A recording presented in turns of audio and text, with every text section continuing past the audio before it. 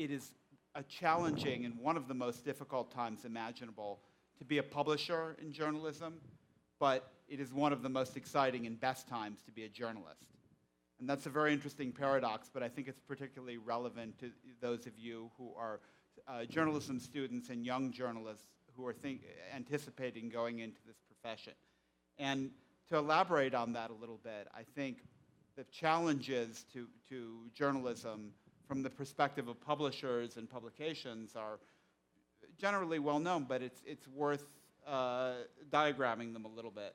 There is the business challenge, which is that the business models have been severely disrupted.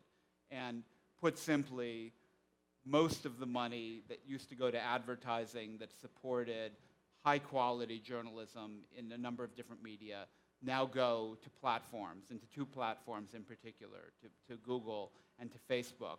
And Facebook in particular exists largely because of its aggregation of news and journalistic content, yet that money that they're making does not flow back to the creators of the content. And that is a huge problem that we don't have really any solution to on the horizon. The second challenge is a political challenge, and it is that so many leaders in countries where there was either very strong independent journalism, still is strong independent journalism in some cases, or a press that was becoming freer and more emboldened, have moved in the other direction. And I think you have represented precisely the right countries at this conference.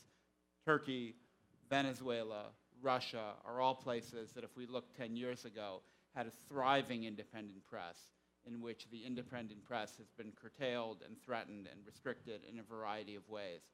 And in the United States, we like to think of ourselves as immune to a lot of global trends because so many Americans think of us as exceptional. But I think part of what we've discovered with Donald Trump is that in this respect, among others, we're not exceptional. We're subject to the same trends.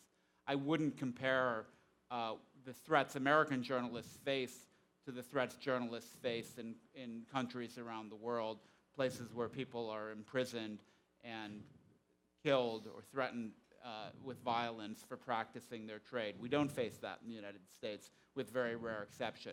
But the same global trend is affecting us in a lot of ways. And the last threat is, I would say, bad journalism. In economics, there is a law called Gresham's law, which is that the bad currency drives the good currency out. And I think we're seeing a little bit of the same phenomenon with government-sponsored propaganda masquerading as journalism, with highly ideological and distorted journalism, and with what, I don't like to use the term fake news, I prefer the term fraudulent news, because I think it gets at the point that there is content being created with the intent to deceive, not just distortion. But when you look at news organizations from RT, Russia Today, the China Daily, ranging to Fox News, to Breitbart, you have a lot of bad journalism that is very well provided for and very well funded at a time when the real journalism, high quality journalism, is struggling to find an economic basis. So that's the negative. But the positive side of it, I think, is around the opportunity that journalists have. And this has been the joy of Slate for just over 20 years, and is part of what I'm experiencing now in late middle age, doing podcasts, is the possibility to invent, create new journalistic forms, do things that haven't been done. And that wasn't true. When I started in journalism in the late 1980s, there was a very fixed landscape of there was a system of newspapers, of smaller local newspapers, mid-sized newspapers, and very few newspapers that had some national reach. Even that there wasn't much national newspaper before the internet. 3 TV networks, national public radio, a few outliers, but we didn't have contact with international news. We didn't have there was no idea that you could just invent something new. And that opportunity, I think, is what motivates so many young journalists I meet. is that, first of all, the form is not locked and determined. You can change the way you relate to a traditional form. You can invent a new form. And also, what were the barriers to entry and the kind of career path that journalists generally took before digital media. Those doors have opened wide, and somebody can make a national or international reputation at a very young age based on the quality of their work and the interest of their work. Você, numa entrevista recente, já não me lembro mais onde, você disse que o jovem jornalista que entre para a profissão daqui para frente terá que ser empreendedor. O que você quer dizer com isso? Well, I think you do have to understand the business. You can't take the business for granted. I think 20 or 30 years ago, you could just be a good journalist and leave the business problem and the economic problem to others. And that was probably a very healthy decision to make if you wanted to be a journalist. But right now, there's such flux that you certainly can't assume that there is going to be a source of support for the kind of journalism you want to do just because there's some version of it existing now. There's very little high-quality journalism globally that is working well as a sustainable business right now. Você, na tua carreira, teve um momento que você deixou de ser apenas um editor e decidiu se tornar um publisher. Eu queria saber, na tua opinião, quem é que vai trazer a fuck you ability de volta para o jornalismo? Vai ser algum jornalista que, como você, vai se dedicar também a entender o negócio? Ou vai ser alguém da área de business que vai desatar esse nó em que o jornalismo está? The problem of creating a sustainable business model to support high-quality journalism, and a particular kind of high-quality journalism. I don't think that there is one model which we will discover that will then work for everybody. I think there are a lot of different models. But the point you make about fuck you ability, it's a good term. It's essentially your independence and your freedom. And the things that safeguard that, most of all, are having multiple sources of revenue. Because if you get all your revenue from advertising, you have a weakened position in relation to advertisers who may put pressure on you.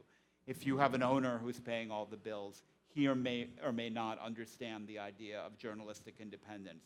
I've been lucky in my career to have worked for a number of owners who really have understood that. Don Graham, who bought us from Microsoft, is really, I think, regarded by a lot of people as the best owner historically of media businesses in the United States because he has such strong respect for the independence of journalists and is so careful not to interfere. But Bill Gates really understood it too. When we started at Microsoft in 1996, we weren't sure what would happen when we criticized Microsoft. And the truth is we overdid it a little bit. We were probably much more aggressive. We overcompensated. We were tougher on Microsoft than we should have been because we wanted to test Bill Gates. And he rose to the test. He said, I understand I don't like it, but I understand that this is what you have to do, and if I'm going to own a media business, I can't interfere. But I now think that separate from, it's true that you're better off if you have multiple revenue streams, because if one puts pressure on you, you can turn to the others. But it's also true that the healthiest revenue stream of all is revenue that comes from your readers, because those are people who support your product, who support your vision, and who don't have any kind of leverage or stake around any special interest or special pleading. So I think the healthiest businesses now, when you look around, are the ones that get the highest proportion of their revenue from their audience. O podcast, você definiu para mim o podcast um pouco como uma coisa que você conversa com a audiência como se você estivesse conversando com um amigo. Eu queria que você conversasse com essa audiência, como quem conversa com um amigo, você explicasse o que é podcast para o brasileiro que não sabe ainda o que é podcast e qual a diferença entre podcast e rádio. Aqui a gente ouve rádio, a gente não ouve podcast. First, let me ask, who listens to podcasts? So, quite a few of you. And who has never listened to a podcast? Oh, well, this is an easy audience for me. This is an audience of podcast listeners. But I will explain a little bit about it, what it is, just for people who don't know. And it does tend to be an age divide. Younger people who listen to podcasts very naturally. Older people my age and older haven't necessarily made a transition. But really, all a podcast is it's audio content on demand. So the way that everyone watches television now or watches video content, which is instead of turning on the TV at 8 o'clock to watch a program that's on at 8 o'clock, you watch it through Netflix or you watch it through Amazon. You watch what you want to watch when you want to watch it. Radio, audio, still doesn't work that way. Most people still listen to the radio, mostly in their cars, by turning on the radio and finding a radio station that they want to listen to. And that's echoed on the business side. Radio in the United States is still a very large business. It's an $18 billion business. Podcasting is a very small business. It's a couple $100 million business. But we started doing podcasts at Slate in 2005, I believe. And it came out of a partnership we had with NPR to produce a midday program in Los Angeles. And we had hired a longtime NPR reporter, producer named Andy Bowers to be our producer on this show called Day to Day, which we created with NPR. And we worked on that show for a couple of years, but after a certain amount of time, Andy Bowers came to me and said, there's a new technology called podcasting, and I really think it makes much more sense for Slate. And he started doing them actually just by reading Slate articles aloud into a microphone so people could press a button and listen to them on the site. But we then started the show that is been going for 11 years called the Slate Political Gabfest. And it was just 3 journalists having a weekly conversation about the major topics around politics and government. And what we discovered doing it was, first of all, that kind of conversation, which was more like the conversation that journalists have when they're together in a bar after work or just discussing things, more informal, not a fixed amount of time, was very appealing to people. And people, the listeners who started getting this podcast really responded to it.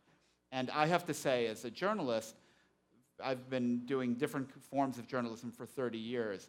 I've never experienced the kind of engagement from an audience and the kind of response from audience that you get from podcasting. It's completely different from any other medium. And it's interesting to ask why that is. I think it is very much because when you hear a familiar voice but don't see the image, your imagination is at work. You supply mental images. When you on video, you're given the image. Your imagination is not at play in the same way. And so people really, really engage in it. And what podcasting does in relation to more conventional radio is a lot like what digital journalism did in relation to more traditional forms of journalism. It removes a lot of the formality, the formal structure, the formal diction, the fixed length, quite literally the regulation, because the Federal Communications Commission regulates radio, and you can't use profanity, and it has to be.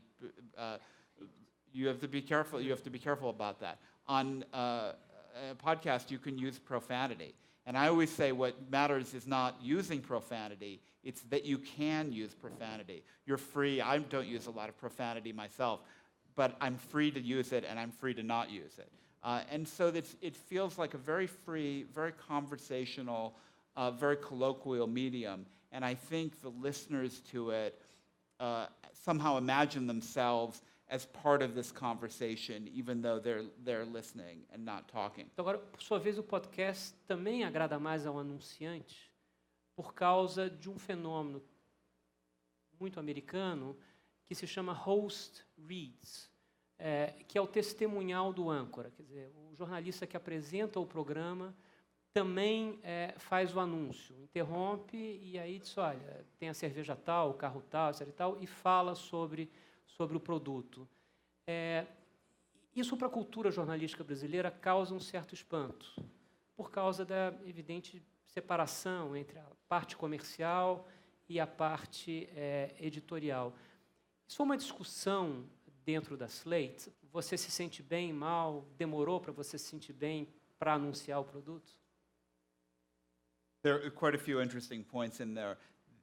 There is certainly a debate about this form of advertising as a whole. I think at Slate we've resolved it. We're not really arguing about it anymore. My view of it is to go back to the principles.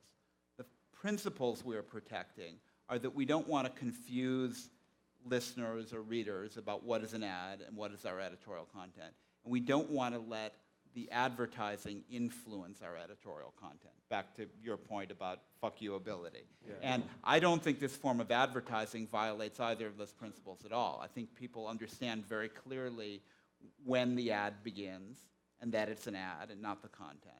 And I think the advertisers are not buying any control over the content. Nonetheless, it makes some people uncomfortable, and we certainly say that if anyone who does any of our podcasts in Slate or Panoply is uncomfortable either with who the advertiser is or doing that form of ad, we simply substitute a recorded ad. But personally, I quite enjoy doing the ads, and I think a lot of people have. It gives us a chance to express our commercial instincts in a safe space.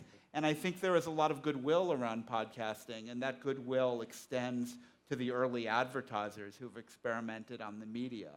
And there's no one is told or asked to endorse a product, but they're free. The reason the ads are effective is, first of all, because it's the host, it doesn't interrupt the program. So people listening to the program, instead of turning it off the way you might do with an ad on leaving the room, the way you do for a TV ad, keep listening. But also there's an improvisational element to it. And some of our hosts, a fellow called Mike Pesca, who hosts a daily show of ours called The Gist, they're really entertaining doing the ads. And sometimes they push it a little bit in terms of what the advertiser is comfortable with. But we have a good time doing the ads. Back to the point you were sort of making. Você usa mesmo meanders? Yeah. I get made fun of a lot for that. Samantha Bee actually made fun of me at this dinner for doing the ads for this underpants called MeUndies. But I do them quite gleefully. I think it's a great product, and I wouldn't say that if I didn't believe it. But I just wanted to go back to your point about audio versus video, because we did make a contrarian bet on audio when lots of digital media was pushing its resources towards creating video. And partly this is just our experience and this bias. Audio was working for us. We decided to keep doing more of it. Video is very expensive. It's very hard to do. It's very competitive.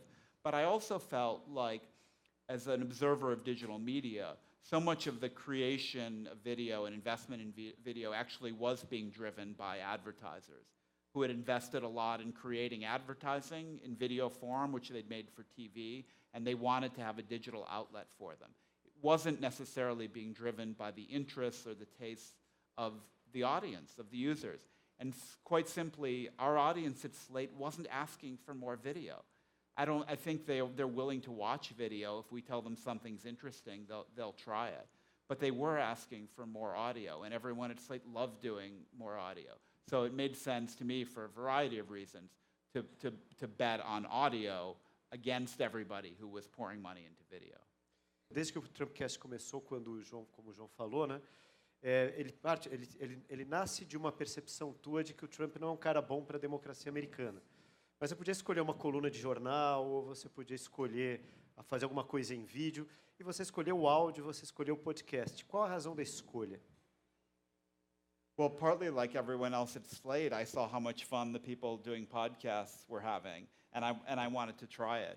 But I think I thought the best format to explore the issue. I started doing Trumpcast, I should say, in March of 2016. So at the point when it started to look like Trump could possibly get the nomination. And I think the first show, I said, this is a program about the national catastrophe called Donald Trump. I wanted to do a very blunt, very honest program where I talked about Trump to an audience the way I was talking to Trump about my friends. But I also wanted to satisfy my curiosity and interest about Trump, and I wanted to find people to talk to who could illuminate him in some way. And so that lent itself to a conversational format, an interview format. But it was also, I wanted to try something new, something I wasn't good at. I think I've gotten better at it doing the show. At the beginning, I was just learning. But the wonderful thing about a podcast is the barrier to creating it is very low. You know, we had people with production skills in the office, but really a little quiet booth, a microphone, the ability to edit sound on a computer. And, you know, often we'll create the show, Trumpcast, really in a couple of hours, beginning to end. It's a very simple format.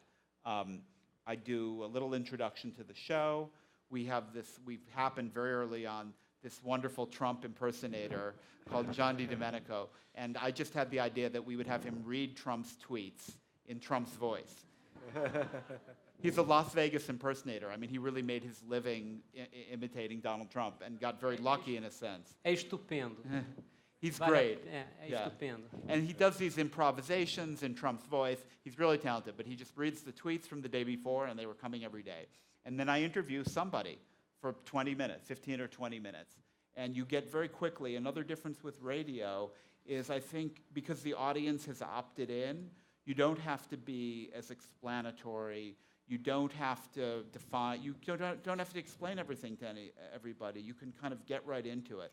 And in 15 or 20 minutes, you can often have a conversation that goes very, very deep. And so it was an efficient show.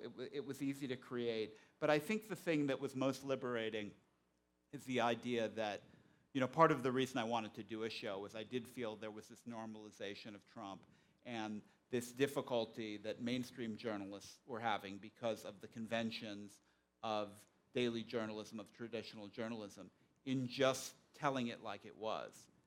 And that didn't mean that I wanted to spend all my time denouncing him and saying how terrible he was. But I think, you know, the first guest, or one of the first guests I had on the show, was a psychiatrist, you know, and I wanted to talk about narcissistic personality disorder.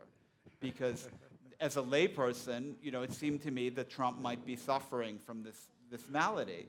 And I wanted to talk to an expert and ask him if it was true. And I, you know, found someone who was willing to do that. And that's a conversation you couldn't have in the same way in a traditional media, even though so many, you know, the New York Times, the Washington Post have been much freer and much more emboldened. And I think they've done spectacular journalism. I think mainstream journalism in the United States has, for the most part, really risen to the occasion of Trump. But at the same time, they have fetters on that I don't have. Isso implica num certo tipo de jornalismo mais combativo, que assume às claras o confronto, no caso, o confronto com o candidato, na época, de um dos dois partidos políticos americanos. Isso era novo para você? Quer dizer, essa dimensão mais ativista de você como jornalista? E em que momento você acha que você pode cruzar essa fronteira entre o jornalista sóbrio e o jornalista com uma causa? Yeah, I still think of what I do as analysis rather than advocacy, because I don't think it's very interesting just to tell people what you think. I don't think it's interesting to tell them what they should think. And I certainly don't want to be part of a movement. That's always a very uncomfortable position for any kind of journalist. But it seemed to me that if we simply put on the table what most sensible people in our country who observe politics understood about how dangerous and outside our normal experience Trump was, you could then have a much more interesting conversation driven by curiosity. Because once you accept that this is terrible and then it's happening, you want to try to understand why it's happening, what's driving it.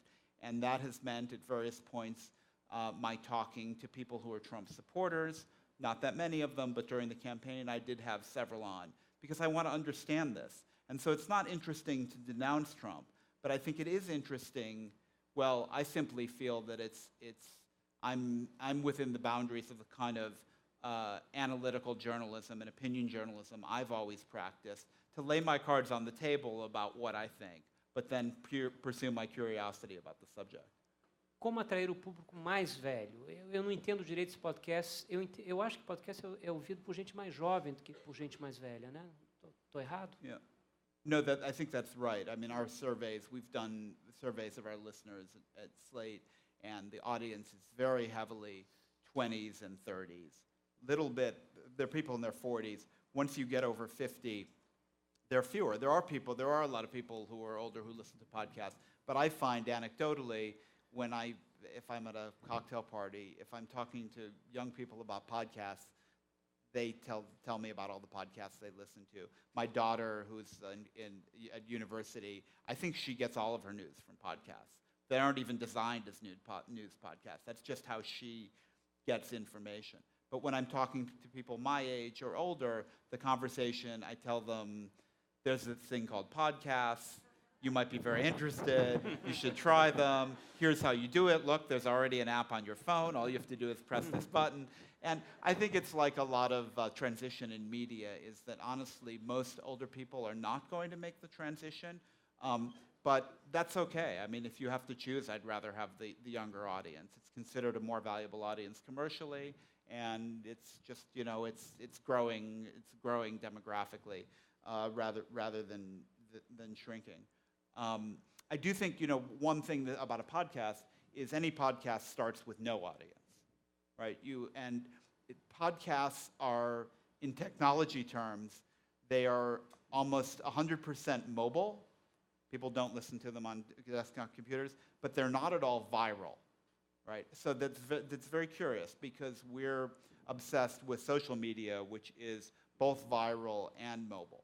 But viral media, and web video is viral media, has one of the characteristics it has is that you have big hits and then a much lower baseline. So if you make 10 videos, 9 of the videos will be seen by 5,000 people, but one of those videos might be seen by 500,000 people. Podcasts don't work like that at all. If you have 100,000 listeners this week, you're probably going to have 102,000 listeners next week. It grows, and now it can grow on a steep curve or on a shallow curve, but it tends, or even if it's shrinking, a podcast that's going down in audience. And so how you build up the audience starting from zero is a very interesting problem, and how you get people to find and discover your podcast. But you create the audience around the show. So it's sort of circular and doesn't make any sense to ask what your audience wants, because by definition, what your audience wants is the show you've created. If you have no audience, it may mean you should think about creating a different show that somebody wants. Right. Você fala de Trump triage, que é, na metralhadora de coisas que o Trump diz, faz parte do jornalista agora separar o joio do trigo, né? Por exemplo, não repercutir as mentiras. Você pode falar um pouquinho do que você queria dizer ao criar a expressão Trump triage? E como é que você exerce essa Trump triage? Exemplos concretos. Yeah. Well, first, there is that question about how seriously to take him and when to take him seriously. And one of our early points of reference when we were trying to understand Trump was Berlusconi, who I still think is the politician who is most like Trump. And I had an Italian journalist who covered Berlusconi during the campaign. And he said a lot of things that I think proved to be prophetic. And one of them was, don't dismiss this possibility that he could get elected. But he said, with Berlusconi, you have to take him very seriously, but not take him seriously. And there is just this paradox that, on the one hand... O que isso quer dizer, concretamente? Yes. Well, it means that when the president tweets something, he's still the president, and you can't really... It doesn't make sense to ignore it. On the other hand, when you understand the president's behavior on Twitter, you realize that what he says is divorced from policy. Maybe not 100% divorced, but there is a way in which it probably doesn't mean anything, what he says. Most of what he says doesn't mean anything. Right. Eu, há pouco tempo atrás, estava assistindo a CNN e vi uma entrevista feita pelo Don Lemon. Don Lemon é um apresentador da CNN, um âncora da CNN, em que ali também, pela primeira vez, eu vi alguma coisa que aparentemente não é parte da cultura das TVs a cabo americanas, pelo menos as TVs mais tradicionais, como a CNN e tal. Eu trouxe o trecho, eu queria te mostrar e que você comentasse o trecho, para saber se essa é uma resposta possível ao que está acontecendo nos Estados Unidos hoje em dia. Go through all of them, of the trips they took, and maybe they shouldn't have taken some of these trips, but at the end of the day, we want the most powerful leader in the world protected, but can we do it in a more prudent and responsible way? Hopefully so, and hopefully somebody within this administration will look at it and say, here's where we can save some money, because at the end of the day, the taxpayers are footing an extremely large bill. Yeah. Karine, you say this is hypocrisy? I do. I think it's complete hypocrisy. Like Maria was saying, he chastised President Obama for going on vacation, for golfing, and President Obama had fewer vacation days than his predecessor, President George W. Bush. I think for me, the thing that bothers me the most about this is the profiting off of the presidency. Mar-a-Lago, they doubled their initiation fee to $200,000.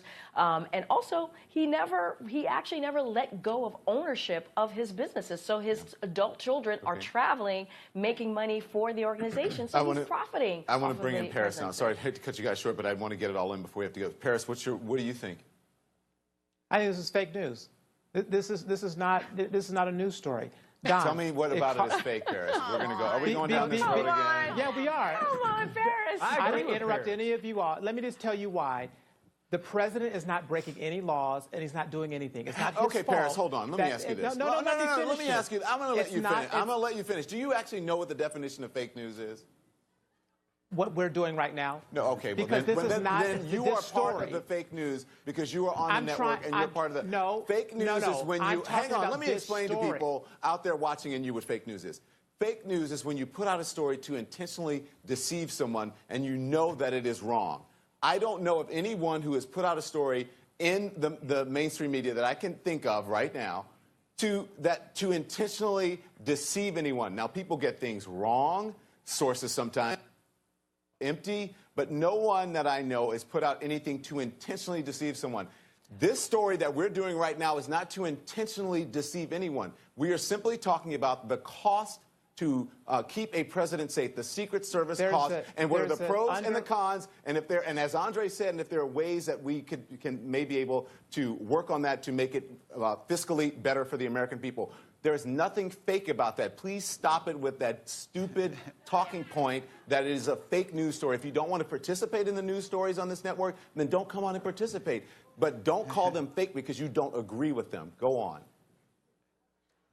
Don, this is a fake news story, in my opinion, because the underlying Paris, assumption thank you very much, is everyone. that... Thanks, everyone. Thanks for watching.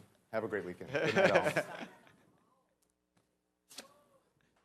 Então, nesse caso específico, ele cortou a palavra do convidado. Como é que você interpreta isso? Você considera que é uma atitude defensável? I like Don Lemon a lot now. I mean, I think he did a great job with that.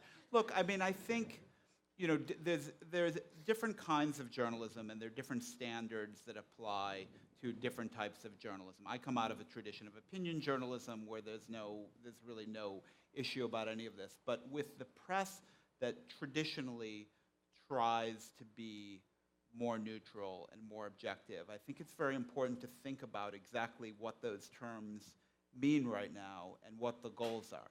Now, CNN, of course, is television entertainment, but it also aspires to objective news and fairness.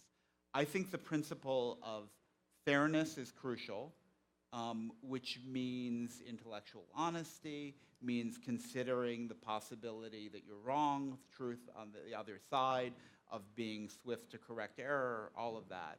And I think the principle of objectivity properly understood is crucial. And objectivity, I think if you go back to the origins of the idea in journalism, is that journalists try to look at subjects the way social scientists do, that they try not to be deceived by their own biases, by the framework they bring to bear on subjects.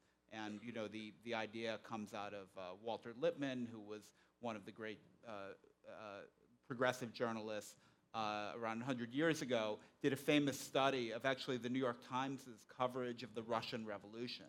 And in this long article, he said the New York Times completely misunderstood what was happening in Russia because it saw what it wanted to see. It saw through its biases. It wasn't being objective. If you're objective, you would understand it very differently. I think that kind of objectivity remains the principle. But I don't think neutrality is the proper principle, the way most people understand it. The press is not neutral between fact and falsehood. It's not neutral between democracy and tyranny. The press has, in a democracy, has principles it stands by. And I think what can sound like taking a strong opinion or a strong position in defense of those principles doesn't violate any idea of neutrality that it's bound to uphold. So I'm fine with that. I think we should see more of that. I think that's what reporters in those kinds of settings on television need to be doing. Nesse mundo que a gente está vivendo hoje, ficou mais difícil para o jornalista mostrar que os fatos que ele relata são apenas fatos?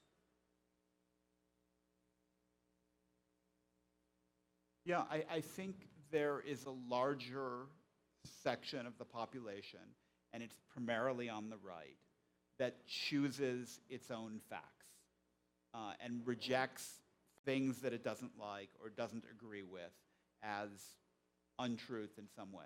And I think this has grown up in an insidious way. Of course, it's always existed as a phenomenon, but I think social media and ideological media drove it sort of under the radar screen. There was a book published some years ago called The Filter Bubble by a writer named Eli Pariser. And it was essentially an analysis of social media, but this was, really before Facebook was a significant phenomenon. And it said the problem with algorithmically driven news is that it creates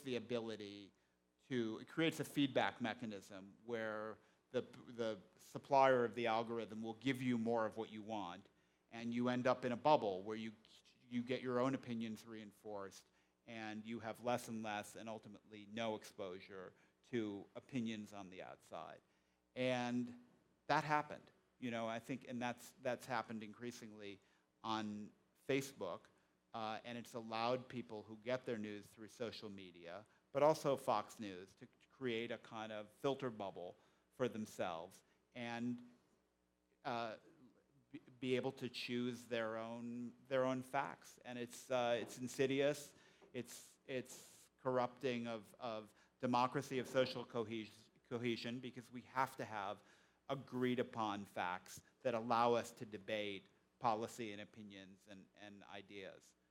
And I think we're coming to grips with this. I think Facebook is a real culprit in this, and it's partly because they've taken the position that they have no power. When we talk about fraudulent news on Facebook and the ways in which it's now coming out that they were taken advantage of by Russian propaganda, by manipulation in the campaign, they have until now taken the position that we can't do anything about it if people use our platform that way. It's people choosing what they want to see. But I don't believe that. The algorithm is a human creation. There's nothing. An algorithm is not artificial intelligence in the sense of having will or a mind of its own. And I think if what we had seen during the election was commercial fraud, that is, if Facebook users were being ripped off, Facebook would have moved very quickly to stop it and prevent it. But because it was political and informational, they were much too tolerant of it. A Slate não tem paywall. Teve, não deu certo, voltaram atrás. mas vocês lançaram o Slate Plus, programa de membros pagos. Por que vocês lançaram o Slate Plus e se ele se tornou uma fonte de receita importante para vocês? It's starting to be. So we started Slate Plus about 3 years ago, but we've had that because we haven't wanted to have a paywall. We like having the large audience you get without restricting the content. And until really quite recently, it's been hard to imagine supporting our business on the basis of a paywall. We would lose, with a smaller readership, we would lose so much in advertising revenue that it would be a net negative. But, you know, there have been some bright spots in the past few years, and particularly since Trump was elected, one of the ways that people are reacting is supporting independent media. So subscriptions to the New York Times and the Washington Post and the New Yorker and Slate membership and subscriptions to a number of other magazines that publishers that play a significant role in holding Trump accountable have swelled. And it's, you know, the New York Times stock has doubled in the past year, primarily on the basis of its growth in paid digital subscriptions. So, you know, this landscape changes all the time. It's not theology with us not to have a paywall. It's a preference, but the main thing we care about is sustaining our journalism.